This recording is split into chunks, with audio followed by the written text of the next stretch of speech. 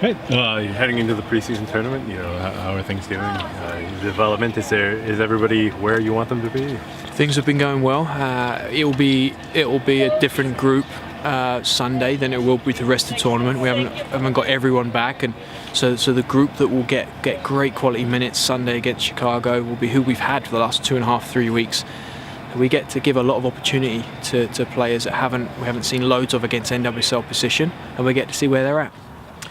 Is there anybody out here that's kind of surprised you? You've got a lot of new faces. You've seen them all on the video. I'm sure that you've even gotten a chance to see a couple of them play in person. But the idea of getting to see them under your control. Is there anyone that's surprised you so far? Yeah, the strength of the group continues to be the great thing that's going on. The way that they're working together and supporting each other.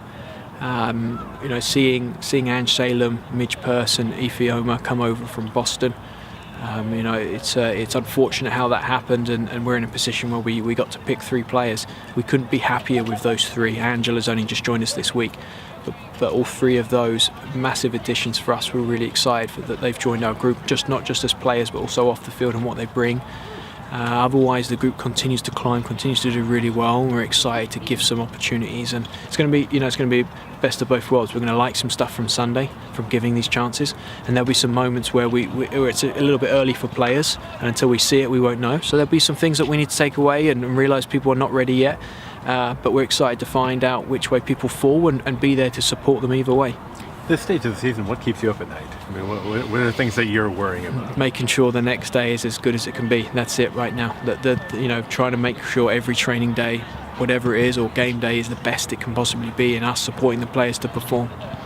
You've had a couple of players coming back from international duty. How much do you get an opportunity to watch them in their form? Do you watch all the matches? Did you watch the She Believes Cup? Yeah, almost watch. Sinkies was our hardest regards to the amount that, it was often a day or 2 days after I search YouTube to find someone who downloaded the full game. So it's been hard. I caught at least one of her full games. She Believes watched almost every She Believes game recorded and watched, not just to see our internationals, but to catch other internationals. So it's sometimes a bit of a challenge, but if I've missed it, someone else on staff has seen it. Not just to watch ours, we need to do that, but also to see other players that we've been keeping an eye on.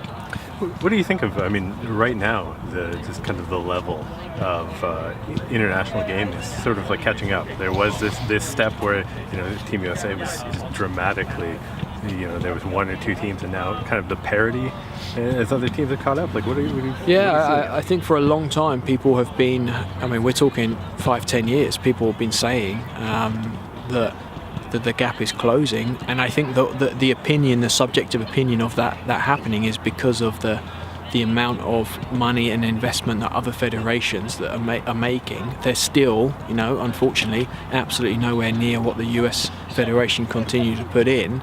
But the more other countries invest, it's grown their game, their national game, from the grassroots right up to senior national team. It's grown their game hugely. And then, as you continue to watch, Portugal had a fantastic Algarve Cup. That's a country that hasn't really stepped on and been forced to be reckoned with against good teams. And they had a great tournament and surprised a few people. It's probably Holland in the Euros. So I think this trend's going to continue where a lot of countries around the world now with this investment and rightly giving the female players what they need, not just on the elite side, but also on the grassroots and engaging them and getting them out there. US have led the way for a long time, and it's good to see the federations are still nowhere near where it should be. But other federations are giving their young girls and young female players an opportunity to develop.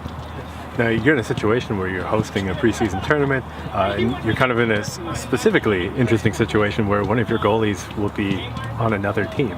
What's that like going into a game where you're assessing a player who you'll have on your squad normally and you'll be playing against? It's a massive advantage for us because we're not sure on how much Bella would have played with us, with Britt and AD, and we got to get Britt some time, and we got to get AD prepared here.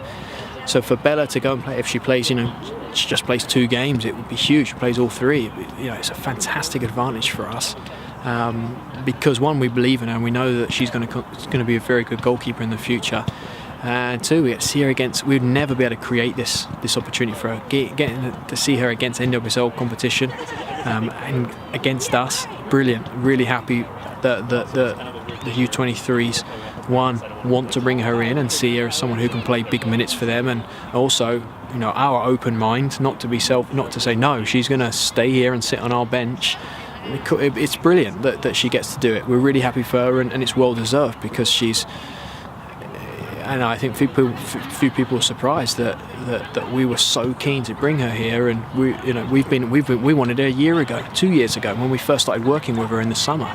She's a fantastic young goalkeeper. She has a lot to learn, like everyone does, and she's committed to that process, and I think she's got an exciting future.